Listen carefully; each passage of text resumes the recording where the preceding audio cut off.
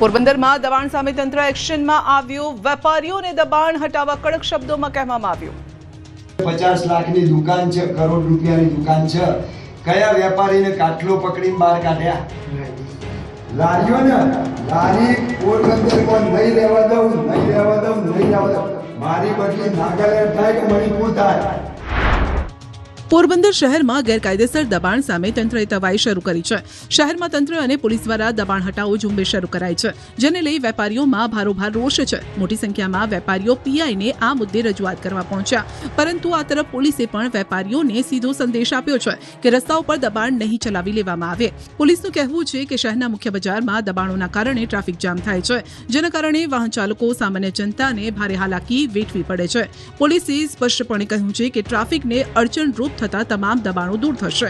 શહેરના કીર્તિ મંદિર પોલીસ દ્વારા રસ્તા પર અડચણરૂપ સામાન રાખીને વેચતા દુકાનદારો, લારી ધારકો સામે પણ કાર્યવાહી હાથ ધરવામાં આવી છે। 2 દિવસ પહેલા પોલીસે 29 જેટલા કેસ નોંધી કાર્યવાહી કરી। બજારોમાં ટ્રાફિક જામની સમસ્યા રહેતી હોવાથી લોકો ત્રાહિમામ છે, જેને લઈ તંત્ર અને પોલીસ દ્વારા ખાસ દબાણ હટાવો ઝુંબેશ શરૂ કરાઈ છે। વેપારીઓને પણ પોલીસે સ્પષ્ટ ભાષામાં જવાબ આપ્યો છે કે હવે દબાણ ચલાવી નહીં લેવાય। આ તરફ પોલીસની આ પ્રશંસનીય કામગીરીને પણ શહેરીજનો બિરદાવી રહ્યા છે। અમદાવાદના સાબરમતી વિસ્તારમાં કોર્પોરેશન દ્વારા ડિમોલિશનની કામગીરી શરૂ કરવામાં આવી।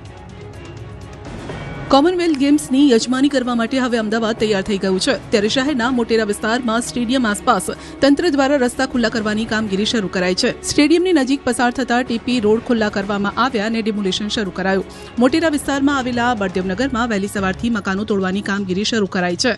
તંત્ર દ્વારા 24 મીટર ટીપી રસ્તો ખુલ્લો કરવા ડિમોલિશન શરૂ કરાયું છે।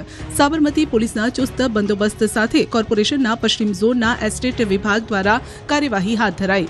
અગાઉ કોર્પોરેશન દ્વારા નોટિસ આપી જગ્યા ખાલી કરવા સૂચના અપાઈ હતી, તેમ છતાં સ્થાનિકો દ્વારા મકાન ખાલી કરવામાં નહોતા આવ્યા અને ત્યારે હવે સવારથી તંત્ર દ્વારા જેસીબી દ્વારા કાર્યવાહી શરૂ કરાઈ છે।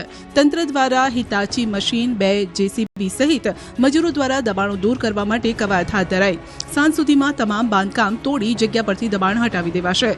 24 મીટર ટીપીમાં 30 જેટલા મકાનો અને કમર્શિયલ બાંધકામ કરાયા હતા, જેને હટાવવાની કામગીરી તંત્રએ શરૂ કરી।